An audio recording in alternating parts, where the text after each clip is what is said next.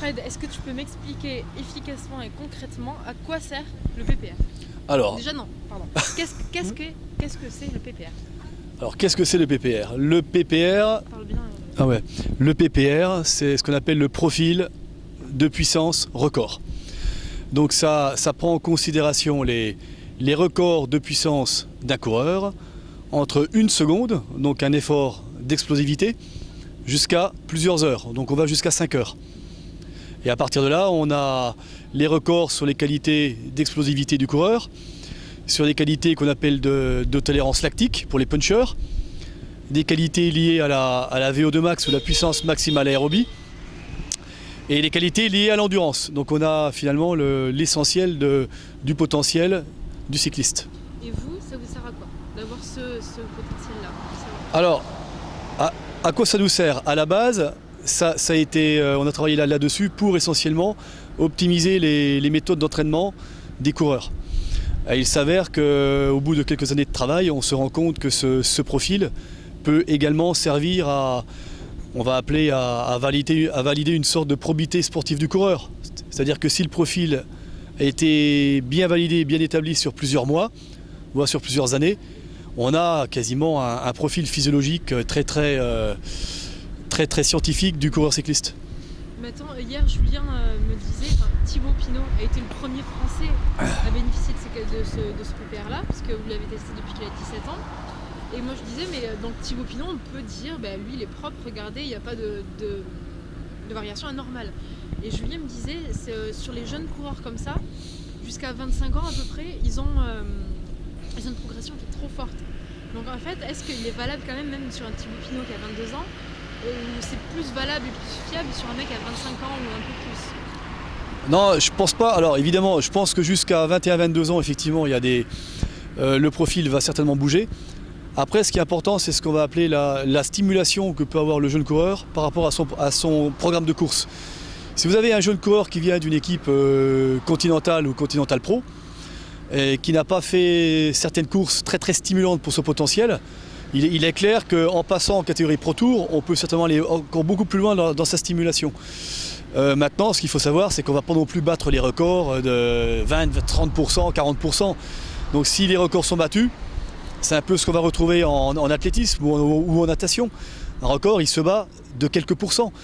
Donc ce qui est intéressant, c'est finalement l'évolution et le suivi de ce profil, de mois en mois, on va dire, d'année en année également. Oui, d'accord. Et donc j'en ai parlé à des gens qui étaient vraiment extérieurs au monde du vélo pour avoir vraiment un avis global sur la question. Et la question qui est revenue le plus souvent, c'est qu'est-ce qui nous dit que Thibaut Pinot, 17 ans, il prenait pas de l'EPO et finalement ça bougerait pas tant que ça? Qu'est-ce qui nous garantit que le mec ne prend pas des produits avant?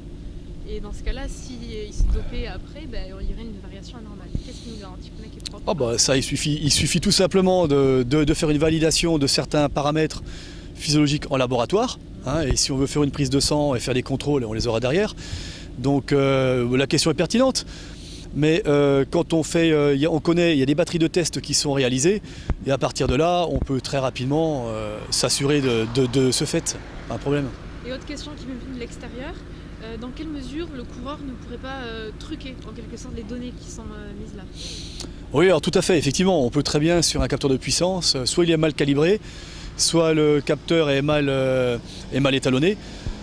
Là c'est très simple, en un quart d'heure, on peut très rapidement voir si le capteur de puissance d'un coureur est bien valide ou n'est pas calibré. À partir de là, on connaît l'erreur de mesure. Et quand c'est le coureur qui va enlever son capteur après une course ou après un entraînement, il va le rentrer dans la base internet. Donc c'est la plateforme web, c'est ce que tu m'as parlé. Ouais. Et lui, il pourrait pas modifier les données? S'il voulait cacher quelque chose, est-ce qu'il peut modifier? Non mais on peut toujours avec ce genre de système, je dirais tripoter les données et puis je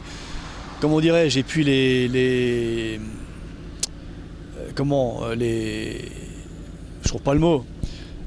Les données, oui, on peut effectivement les modifier? Pas les modifier. Si on change des paramètres, ce sont des algorithmes de calcul. On peut toujours changer des paramètres. C'est quand même. Mais le problème, c'est qu'à un moment donné, on n'aura pas de profil cohérent si on fait n'importe quoi. Il ne faut pas oublier que le profil de puissance, ce sont une grande quantité de fichiers qui sont moulinés. hein, une grande quantité de fichiers, il n'y en a pas 3, il n'y en a pas 5, il n'y en a pas 10. Donc si sans arrêt les données sont modifiées dans tous les sens, on verra sur le profil, on a des techniques de statistiques qui nous permettent de voir si le profil a été, si les données sont modifiées ou pas. Parce qu'il y a beaucoup de données. D'accord. Et autre question, qu'est-ce qui bloque au niveau de l'UCI ou des instances, des hautes instances pour valider ce programme-là? J'en sais rien ce qui bloque. Je pense que l'UCI pour l'instant est centralisé essentiellement sur le passeport biologique et sur les contrôles sanguins. Et le problème, c'est que les 10 dernières années ont montré qu'à un moment donné, on fait croire aux gens qu'on peut tout détecter avec le profil sanguin, avec les données biologiques, ce qui est faux. Il y a des tas de produits qu'on ne peut pas détecter. Il y a même le passeport biologique en lui-même, qui est intéressant, ne permet pas de tout détecter. Donc de deux choses l'une, soit on continue à travailler que sur le sanguin, et dans 10 ans, il y aura d'autres affaires. Soit à un moment donné, on utilise des données de production, de ce que produit le coureur sur le terrain, c'est comme la puissance, c'est ce qu'il produit, même si tout n'est pas parfait, et on va jusqu'à améliorer le système pour rendre ce système très fiable, et auquel cas ensuite on essaie de mettre en relation les données produites par le coureur, donc les données de puissance, avec les données du passeport biologique. Et là on aurait quelque chose de certainement plus cohérent. D'accord.